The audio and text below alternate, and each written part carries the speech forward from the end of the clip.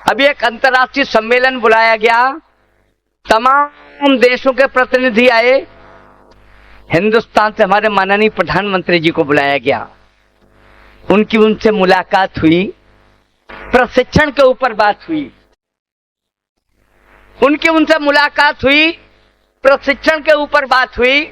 America के प्रतिनिधि बोले हमारा प्रशिक्षण बेहतरीन है, बंदर हथियारों में गोला बारूद भरते हैं, लंगूर फायरिंग करते हैं।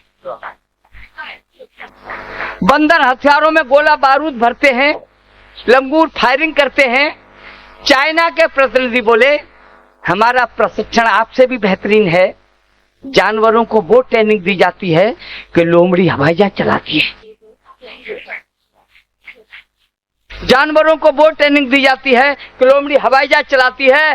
तो रसिया के प्रतिनिधि बोले हमारा प्रशिक्षण तो आपसे भी ज्यादा बेहतरीन है, भालू मिसाइल छोड़ रहे हैं, हाथी एटम बम छोड़ रहे हैं। भालू मिसाइल छोड़ रहे हैं, हाथी एटम बम फोड़ रहे हैं। अब हमारे माननीय प्रधानमंत्री जी क्या कहते हैं और चुप कैसे रहते हैं? देश की इज्जत का सवाल था, उनका जवाब भी बेमिसाल था। उन्होंने अपना 56 इंची सीना तान कर कहा बस आपके जानवर इसकी लायक हैं, अरे कभी हिंदुस्तान में आकर तो देखिए हमारे यहाँ गधे भी विधायक हैं। बढ़िया बढ़िया। ही की बात नहीं है, मैं चाहता हूं कि यहाँ एक ठाके हो जाए। मैं 4 पंक्तियां मैं आपको सुनाई देता हूं, उसके बाद मैं अर्ज करता हूं और ऐसे एक हास्य के विस्फोट को आपके सामने पेश करता हूं जो वीडियो शैलेश लोढ़ा जी ने देखा, जिस पर मुझे वहां आमंत्रण मिला। सो सुनिएगा। 7 साल शंकर की सेवा, सच्चे मन की सघन साधना, मन को मान मुनि का मंदिर, अर्जित की थी कठिन भावना, और तपस्या की थी हमने, तब शिवजी के दर्शन पाए, लिए हाथ में डमरू भोले, एक रात सपने में आए, कान पकड़कर बोले हमसे बता कष्ट क्या काम करूं। मैं ये हाथ जोड़कर बोला हे परमेश्वर पैर परूं, राजनीति का कठिन दौर है, मेरा भी उद्धार करो, मेरे घर में एक राष्ट्रीय नेता का अवतार करो।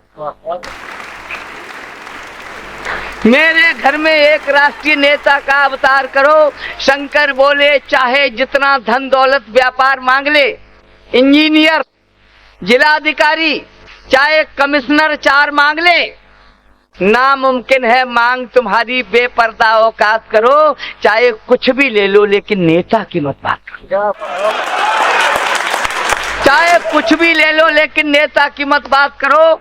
उल्टी सीधी चीज मांगकर इष्ट देव को सता नहीं, मेरे भोले भक्त पुजारी शायद तुझको पता नहीं। गुंडे 60 शराबी 64 तन से हट्टे कट्टे हों, 51 गद्दार 72 शातिर चोर इकट्ठे हों झूठा लवार 84 संग माफिया 30 मिले, कुछ कहकर कुछ करने वाले 8 420 मिले, रिश्वतखोर हरामी 100 हों, ठग पूरे 45 हों, अपराधों में सजा याफ्ता कम से कम 47 हो, ढोंगी बेईमान 66, 58 छंदी हो, एक साथ मरे इकट्ठे नरक लोक में बंदी हो, उन सब की आत्मा मिलाकर फिर जो जीव पनपता है, मरे 500 लोग कहीं तब नेता है।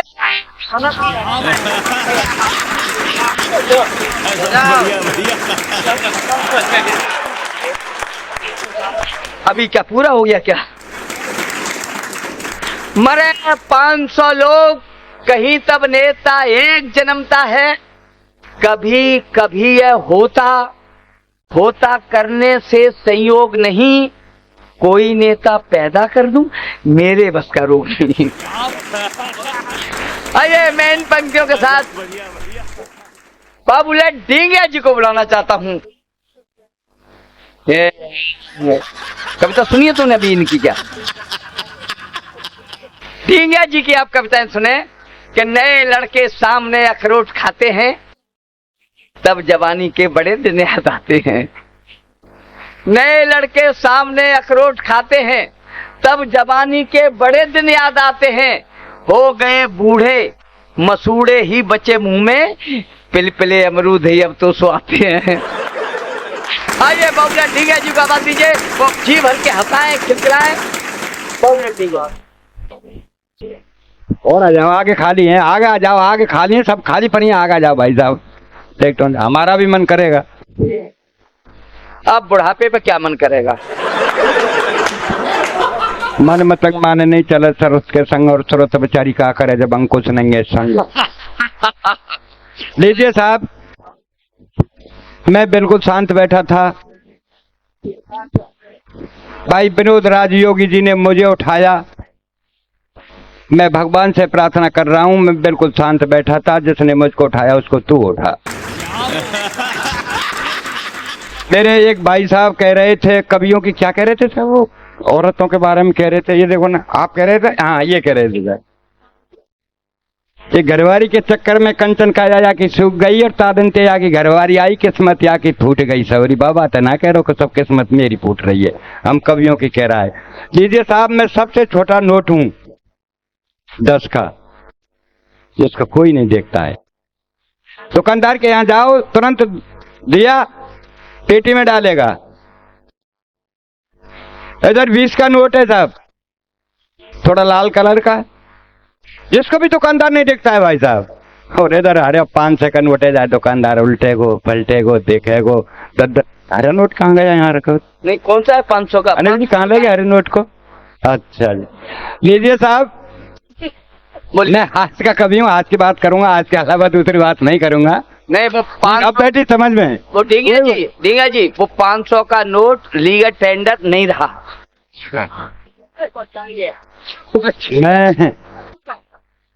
मैं आज का कभी साहब आज की बात करूंगा। वाह वाह वाह। मेरे भाई साहब दीपक ओज की कविता पढ़ रहे थे, पूरे शरीर को थरथरा रहे थे। मैं भाई साहब चुप बैठो, मैं भगवान कहीं मुंह पे ना हो गए। इनकी कविता को सुन के एक बार इनकी धर्मपत्नी कवि सम्मेलन सुनने चली गई। ये ओज के कवि थे साहब, इन्होंने ओज की कविता पढ़ना शुरू किया और ये वहां पढ़ रहे थे बड़े जोर से कि हम धरा बदल देंगे, हम गगन बदल देंगे। श्रोतान में तो घरबारी ठाड़ी है कि बोली वो रंदर चड्डी बनियान बदले तो 15 दिन आएगा, तू का बदल। और मेरे भाई साहब पहले भी कह रहे थे कि बाबूलाल डिगिया की घरबारी जब आती है जेब में पैसे रख देती है, मेरी औकात कह दी, अपनी औकात नहीं कहते। मैं एक दिन के घर आया, मुझे पता नहीं था, आया कहाँ थे, मैं मैनपुरी से आया था। मैंने कहा मेरे मित्र हैं मिलचल, मैं इनके यहाँ मिलने आया, अच्छा सम्मान किया साहब, सच कह रहा हूँ। लेकिन मुझको ये पता नहीं था कि इनके घर में गृह युद्ध चढ़ रहा है। इनकी धर्मपत्नी, माफ करना अगर यहाँ कहीं सुन रहे हो तो मैं तो पीछे की बात कह रहा हूँ, कि इनकी धर्मपत्नी ही 1 सप्ताह से इनसे बात नहीं कर रही थी। अब इन्होंने कहा डिगिया जी आगे बात कैसे बने, घरबारी बात नहीं करती है। लेकिन साहब ये तो कवि थे, बड़ी बुद्धि से काम लिया। अरे बोल देखो बाबूलाल डिगिया जी आए हैं, मैंने इनको कुर्सी पर बैठा रखा है, आप थोड़ा इनको पानी पिलाना। तो घरवाली गुस्से में थी और बोली बोल घड़ा बूढ़ा क्यों घड़ा में, पानी बोल बूढ़ो घड़ा में। इन्होंने कहा पानी बोल बूढ़े क्यों घड़ा में।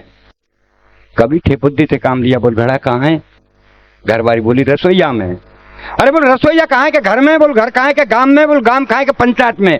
अरे बोल पंचायत कहाँ है के तहसील में? बोल तहसील कहाँ है के जिले में? अरे बोल जिलो कहाँ है के प्रांत में? बोल प्रांत कहाँ है के भारत में? अरे बोल भारत कहाँ है के एशिया में? बोल एशिया कहाँ है के संसार में? अरे बोल संसार कहाँ है के पानी में? बोल पानी कहाँ है के बूढ़े क्यों घड़ा दे घड़ा में ला दे बाबूलाल डिगिया को पे बात है। ये सबरी इनके घर में औकात है साहब, हमारी औकात बता रहे हैं, अपनी नहीं बता रहे हैं। मैं सच कह रहा हूँ भाई साहब, मैं और ये इंटरव्यू देने चले गए दिल्ली, मेरा सौभाग्य था, नंबर पहले मेरा आया। अधिकारी जी ने आवाज लगाई, बोल बाबूलाल। मैंने कहा जी हाँ। बोले आपको अधिकारी जी बुला रहे हैं, अंदर जाओ इंटरव्यू दिया। भाई साहब मैं अंदर इंटरव्यू देने पहुंचा, अधिकारी जी ने मुझे एक प्रश्न पूछा। बोल भारत के सर्वप्रथम प्रधानमंत्री का नाम? मैंने कहा पंडित जवाहरलाल नेहरू। बोले पृथ्वी कैसी है? मैंने कहा सर गोल है, चपटी है, खोज जारी है। बोले भारत आजाद कब हुआ? मैंने कहा सर 1857 से प्रयास किए गए, 1947 में सफलता मिली। बोल जा बेटा तू नौकरी लायक योग्य है। भाई योगी जी मेरे बगल में थे, मेरे से बोले डिगिया जी क्या बताया, क्या पूछा, क्या करा? मैंने कहा भाई साहब मुझसे ये प्रश्न पूछे, मैं जल्दी में तीनों प्रश्नों के उत्तर उनको बता गया। पहले का पंडित जवाहरलाल नेहरू, दूसरे का गोल है, चपटी है, खोज जारी है, और तीसरे का उत्तर था 1857 से प्रयास किए गए, 1947 में सफलता मिली।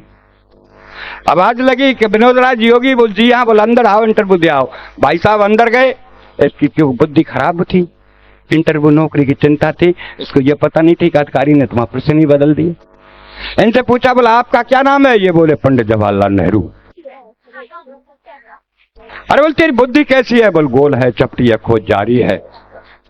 अरे बोल तुम पैदा कब हुए? बोला 1857 से प्रयास किए गए, 1947 में सफलता मिली। ऐसे भाई साहब योगी जी। और बढ़िया बढ़िया।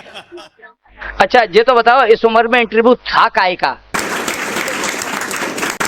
यमराज लेने आई थी क्या? यमराज लेने आई थी क्या? यमराज मुझे लेने नहीं आएगा, अंदर लेने आएंगे तो मुझे 4 ले लेंगे। ऐसे तो आपको ये जो यमराज जी लेने आएंगे, और यमराज जी लेकर के आपको भी देख के घबराएंगे, क्योंकि आपका मॉडल आई 356 है। एक बात और बता दूं भाई साहब, मैं आज जब मेरे घर से चला तो मेरी धर्मपत्नी ने कहा कहाँ जा रहा है? मैंने कहा उत्तर प्रदेश गिरोर जा रहा हूँ। बोल ठीक है चले जाना, थोड़ा सा डिनर कर जाना। अरे मैंने पगली डिनर तो शाम को भोजन को कहें? घरवाली बोली शाम को इधर या तो है ही, और खासकर तेरे लिए रखा है। मैंने कहा क्यों? बोल रहा था हमको तम होता है, मुझे फेंकना पड़ता है, चलिए आप डिनर ही कर जाओ। भाई साहब हमारे यहाँ भोयर तहसील है, मैं बस अड्डे पाया, कंडक्टर बुरी तरह चल रहा है, बाबा कहाँ जाएगा, बाबा कहाँ जाएगा? भाई साहब मैंने गुस्से में कह दिया स्वर्ग जाऊंगा, ले चलेगा होगा। ड्राइवर बोले बाबा आजा मेरे पहिया के नीचे, तो आज स्वर्ग पहुंचा दो। मैंने कहा ड्राइवर तेरे 64 दांतों को तोड़ दूंगा। कंडक्टर बोले झूठ क्यों बोलता है, कहाँ आके 64 दांत? मुझे पता है, बीच में तू भी तो बोलेगा, तो 32 तेरे। भाई साहब मुझे ये पता नहीं था कि ये उसी बस में बैठे थे योगी जी। मैं जैसे ही बस में चढ़ा, मैंने कहा योगी जी मैं पैर से विकलांग हूँ, मुझे बैठ जाने। मेरे से बोले डिग्या पीछे जा। भाई साहब आगे जा, पीछे जा। 15 मिनट हो गई पर किसी ने मुझे बैठने को जगह नहीं दी। ड्राइवर बहुत अच्छा था, जाने कब से मेरे को देख रहा था, और बोला बोल बाबा क्यों होते हो परेशान, आओ मेरे बोनट खाली है, बोनट पर बैठ जाओ। भाई साहब मैं ड्राइवर के पास बोनट पर बैठ गया। बस चली, 4 किलोमीटर पर रुकी। कारोई पैंट, कारी बुरसट, कारी चश्मा, देखने में सचमुच ऐसी लग रही थी करिश्मा। ओ भाई साहब बस में चढ़ी, 1 मिनट खड़ी हुई। विनोद राज योगी जी बोले मैडम खड़ी रहोगी? लो मैं सरकता हूँ, बैठ जाओ। बोल नहीं नहीं। विनोद जी से मना कर दिया कि नहीं नहीं। लेकिन भाई साहब सच बताऊं, वो किसी के पास नहीं बैठी, और धीरे धीरे आके मेरे पास बोनट पर बैठ। भैया हंसने की बात नहीं है, सब अपनी अपनी किस्मत का खेल होता है। नहीं उसने समझ लिया कि इनमें भाई साहब हमारे यहाँ बसावर बस अड्डा था, बस अड्डे बस रुकी। एक भिखारी आया मेरे से, बोला बाबूजी बाबूजी। मैंने बोल क्या बात है? बोल 2 रुपए दे दो। मैंने क्या करेगा? बोल चाय पीऊंगा। अरे मैं कम वक्त चाय 2 रुपए की आती है, चाय तो 5 रुपए की आती है। अगर मांगता तो मेरे से 5 रुपए मांगता। भाई साहब भिखारी का जवाब देखिए, और अगर भिखारी ने सही कहा तो ताली चाहता हूँ। भिखारी का जवाब देखिए, भिखारी हाथ जोड़ के मेरे से बोला बाबूजी क्या की जैसी हैसियत हुए हम बाप ऐसे ही पैसा मांगे। मैंने कहा भैया ठीक है, मेरी हैसियत ऐसी है। तो मैंने तुरंत विनोद जी की तरफ हाथ कर दिया। मैंने भाई साहब इनसे ले ले। तो भिखारी ने विनोद जी को ऊपर देखा, नीचे देखा, और फिर हाथ जोड़ के वही भिखारी मेरे से बोला बाबूजी। मैंने बोल क्या बात है? बोले खुदाई भिखारी तो लग रहा है, हमको कहा देगो। और भाई साहब जब मैं भरतपुर बस अड्डे पे आया तो एक भिखारी और आया, मेरे से बोला बाबूजी बाबूजी। मैंने बोल क्या बात है? बोल 10 रुपए दे दो। मैंने क्या करेगा? बोल चाय पीऊंगा। अरे मैं कम वक्त चाय 10 रुपए की आती है?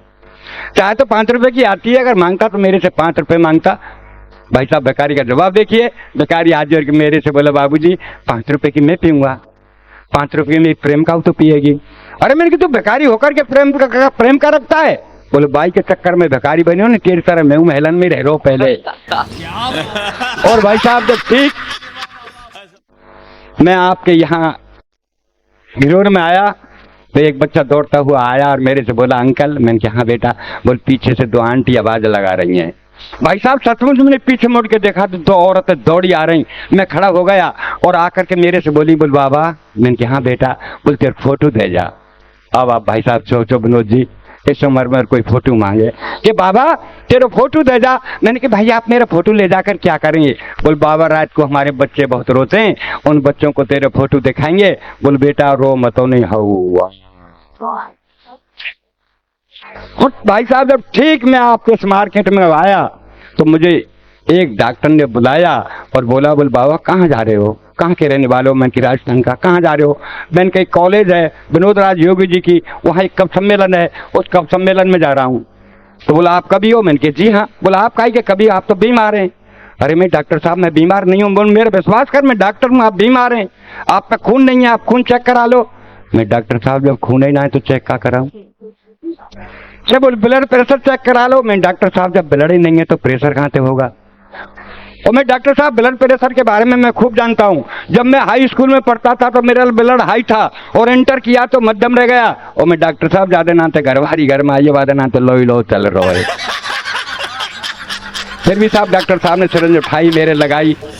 डॉक्टर साहब के पसीना सिरंज निकाल के फेंकी। मैं डॉक्टर क्या हुआ? बोल खून ही ना मिल लो। मैं इनके यार मुंह में खून ही हो तो फिर तू सिरंज काई को तोड़ तो लीजिए साहब, कोई डॉक्टर हो माफ करना, मैं आपकी नहीं, मैं तो राजस्थान के उस डॉक्टर की रचना पढ़ रहा हूँ। मरीज का दाना पैर कटना था और डॉक्टर साहब ने बायां पैर काट दिया। ये सत्य क्या बात, वाह वाह।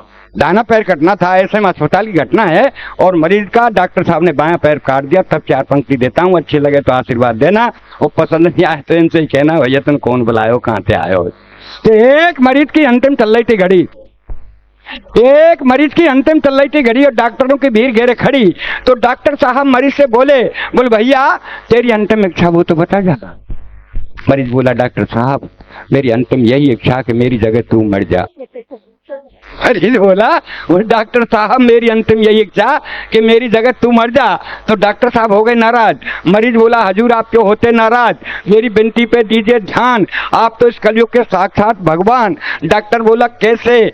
मरीज बोला ऐसे कि चौराहे पर हुई हत्या को आप आत्महत्या में लिख सकते हैं, चौराहे पर हुई हत्या को आप आत्महत्या में लिख सकते हैं और दाहिने पैर की जगह आप बाएं पैर को काट सकते हैं। तो क्या डॉक्टर साहब मेरी जगह आप नहीं मर सकते हैं? क्या मेरी जगह आप नहीं मर सकते? अच्छा नहीं राजा, ऐसा ऐसा हम कवियों का बाहर बार आना जाना होता ही है और आने जाने के साथ साथ हम परेशान भी हो जाते हैं।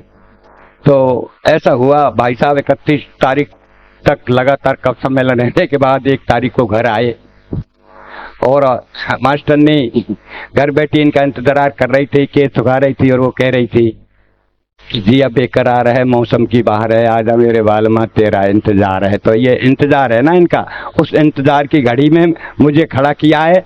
अब आपकी स्वीकृति हो तो और पढ़ूं पढ़ो। लीजिए साहब, सुबह सुबह का वक्त, मस्जिद की अजान, मंदिर की झालर कितनी लगती है प्यारी और चाय का प्याला लेके मेरी चारपाई के पास खड़ी घरवारी बोली अजी सुनते हो? मैंने कहा सुन रहा हूँ, बहरा नहीं हूँ, बोल क्या कहना है कह दीजिए। बोल मैं कब की खड़ी हूँ, लो चाय पी लीजिए। मैंने कहा सुबह सुबह का वक्त है, राम रहीम का नाम लेने दीजिए, इस चाय को 10 मिनट बाद दीजिए। तो गुस्से में बोली कि 10 मिनट में तो ठंडी हो जाएगी। मैंने कहा कम खत तेरी उम्र 60 साल की है गई, तू अब तक ठंडी ना है पाई तो का चाय 10 मिनट में ठंडी है जाए। मैंने कहा कम मकत तेरी उम्र 60 साल की है गई, तू अब तक ठंडी ना है पाई तो का चाय 10 मिनट में ठंडी हो जाएगी। इतनी कहने पर गुस्से में तेज कमरे से बाहर आके बड़ी जोर से रोने लगी, भगवान से प्रार्थना करने लगी, हे भगवान मेरी ये अर्जी है, आगे आपकी मर्जी है, मेरा एक थोड़ा सा काम कर दीजिए, इस संसार से मेरे पति बाबूलाल डीगिया को उठा लीजिए, मुझे विधवा बना दीजिए। अच्छा आप सुन रहे हैं विधवा नाम सुनते कब मरे और कब काज कटे आके, आपका विचार ऐसा ही है। लेकिन भाई साहब अपन भी गुस्से में तेज, बैग उठाया कमरे से बाहर। घरवारी बोली कहाँ जा रहे हो भरतार? मैंने कहा आत्महत्या करने। बोला आत्महत्या करनी है तो जल्दी कर लीजिए, ये भी आपके हित में होगा, और 4 दिन पीछे मरा तो तेरा दाह संस्कार नहीं होगा। मैं बोला कैसे? घरवारी बोली ऐसे कि मैं देख रही हूँ पर्यावरण का सीजन, और जब खाने पकाने को नहीं तो तुझे जलाने को कहाँ से लाऊंगी ईंधन, तुझे जलाने को कहाँ से लाऊंगी ईंधन। मैंने कहा तू मेरे ईंधन की फिक्र मत कर, तेरा ध्यान किधर मैं समझाता हूँ, आओ उधर। ठीक मेरे मरने के बाद शमशान घाट जाना और 5 हीटर रख के घर चली आना, बेटे को समझाना, बेटे जाना बटन दबाना, पापा को जला के घर चले आना। बोल ठीक है, तेरे मरने के बाद शमशान घाट जाऊंगी, 5 हीटर रख के चली आऊंगी, बेटे को समझाऊंगी, बेटा जाएगा बटन दबाएगा, तुझे जला के घर चला आएगा। पर तू एक बात बता, जलने के बाद पता नहीं स्वर्ग या नरक जाएगा, पर इस महंगाई में जो 5-5 हीटरों का बिल आएगा उसे का तेरा बाप चुकाएगा, उसे का तेरा बाप चुकाएगा। और आज 2 अक्टूबर गांधी जी जयंती, मैं जब तक 4 पंक्ति गांधी जी के नाम नहीं पढ़ूं तब तक मेरा यहाँ बैठती जाएगी, क्योंकि आज 2 अक्टूबर है। कि परसों रात ख्वाब में मैं ना जाने कहाँ डोला। परसों रात ख्वाब में मैं न जाने कहाँ कहाँ डोला और चारों तरफ को जंगल ही जंगल। एक बुढ़ा मुझसे बोला कि करो विकास देश का बेटे, लाज बचाना खादी की, ऐलान करो तुम भारत में। बुढ़ा नहीं बापू हूँ, मुझको चिंता अपनी बाड़ी की। इतनी के बापू आंखों से ओझल हो गए। मैं सोचूं मैं खड़ा खड़ा और न जाने क्या क्या मुझसे कह गए। है मुझको अफसोस यही कि बापू लेकर जन्म पछताएंगे और तेरे सत्ता तुझको स्वागत करते चौराहे पर पाएंगे। वे तेरे तीनों बंदर अब ये कोठरी के अंदर बैठे बैठे यही गुनगुनाया करते हैं और कैसे होए विकास या देश का बापू, जहाँ देश के संसद में जूते चप्पल फेंकते हैं, जहाँ देश के संसद में जूते चप्पल फेंकते हैं। बहुत अच्छा, वाह वाह। एक छोटी सी चिंगारी बहुत बड़ी ज्वाला उत्पन्न करती और ये पैंट बुरशट किस देश का पहनावा, भारत का पहनावा, खादी के कुर्ता धोती। लेकिन वो खादी के पहनने वाले तुम्हें खादी का ज्ञान नहीं, और खादी पहनी थी बापू ने किया कभी अपमान नहीं। बिन खादी के पहनने वालों एक बात मेरी सुनना और कर दो टेलीफोन उस बापू को, बापू भूल जन्म भारत में मत लेना। सत्ता के पुजारी लाठी और लंगोटी धारी तेरी कर कर याद नैनों में नीर बहाते हैं, और कैसे लाज बचे या खादी की बापू, आज के खद्दरदारी बेश्याओं की झुग्गियों में पाते हैं, बेश्याओं की झुग्गियों में पाते हैं। अब जाते जाते एक छोटा सा तंग, स्वागत है, स्वागत है। मेरा 6 वर्षीय बच्चा दौड़ता हुआ मेरे पास आया।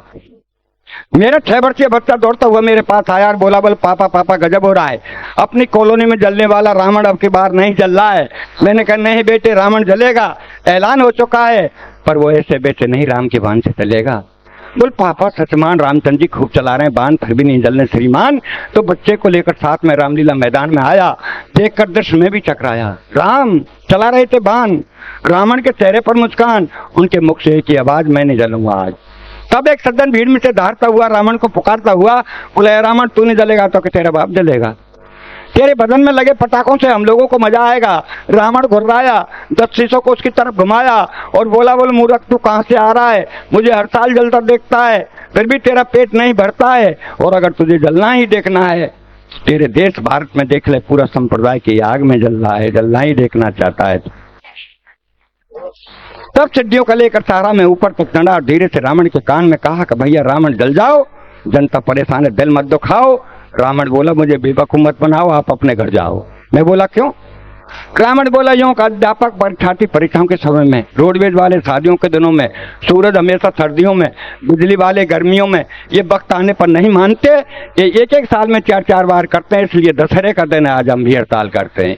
मैंने कहा भैया तेरा मांग पत्र हो तो मुझे बताओ, मैं रामचंद्र जी से आपका समझौता कराता हूँ। रामचंद्र जी से मेरा समझौता, मानव है, मानवता आपकी जात है, मुझे राम से नहीं राम के भक्तों से शिकायत है जो बिना कारण मुझे हर साल जलाते हैं। अगर तुम्हें जलाना है तो दहेज के दानव को जलाओ, और भी जलाना है तो इस कुर्सी की खातिर जीने बनने वालों को जलाओ, और भी जलाना है तो अपने स्वार्थ हेतु वतन के बेचने वालों को जलाओ, और भी जलाना है तो कन्या का जन्म लेने से पूर्व पेट में मारने वाली बेटी के हत्यारे बाप को जलाओ, ऐसे हत्यारे बाप को जलाओ।